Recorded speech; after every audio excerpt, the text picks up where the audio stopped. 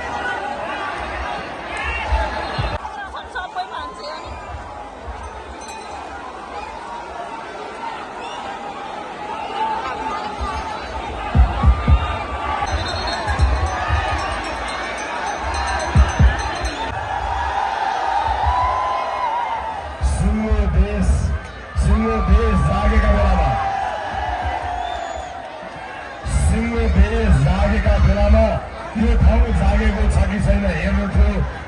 मलाई थाहा छ यस पटक तपाईँहरू क्रान्ति गर्न तयार भएर बसिरहनु भएको छ।